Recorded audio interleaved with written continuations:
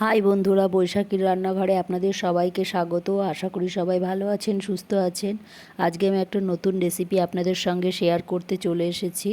অনুষ্ঠান বাড়ির মতো ঝুরি আলু ভাজার রেসিপি নিয়ে চলে এসেছি। আলুগুলো খোসা ছাড়িয়ে নিয়েছি। এবার আলুগুলো আমি কেটে নেব।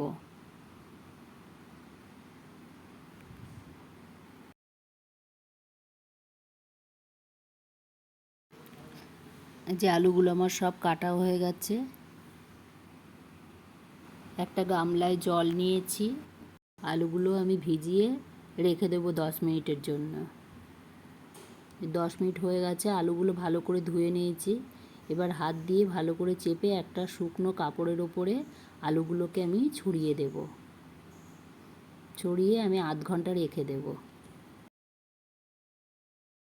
কড়াই গরম করে তেল দিয়ে দিয়েছি। তেলের ভিতরে এবার কারি পাতা ভেজে নেব। কারি পাতা ভাজা হয়ে গেছে, এবার তুলে নেব। এবার বাদাম দিয়ে দেব। বাদাম দিয়ে বাদামগুলো ভালো করে ভেজে নেব। বাদাম ভাজা হয়ে গেছে, এবার তুলে নেব। এই যে আলুগুলো আমি পুরো শুকনো কাপড় দিয়ে ঢেকে রেখে দিয়েছিলাম, পুরো জল ঝরে গেছে। এবার তেলের ভিতরে আলুগুলো দিয়ে ভালো করে ভেজে নেব। মিডিয়াম আঁচে ভেজে নেব, বেশি জোরে দিলে কিন্তু পুড়ে যাবে। আর যে একটা বাটির ভিতরে লবণ জল গুলে নিলাম। এবার 1 চামচ লবণ জল দিয়ে দিলাম।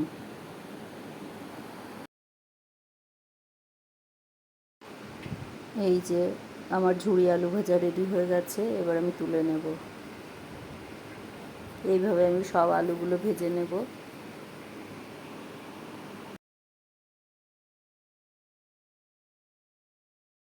সব আলু ভাজা হয়ে গেছে, এবার তুলে নেব।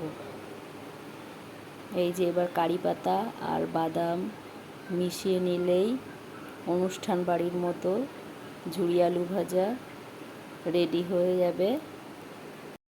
এই যে ঝুরি আলু ভাজা তৈরি হয়ে গেছে।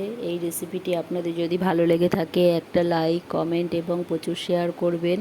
আমার এই চ্যানেলে যেই বন্ধুরা নতুন, সাবস্ক্রাইব করে দেবেন এবং পাশের বেল আইকনটি প্রেস করে দেবেন নতুন নতুন রেসিপির ভিডিও পেতে।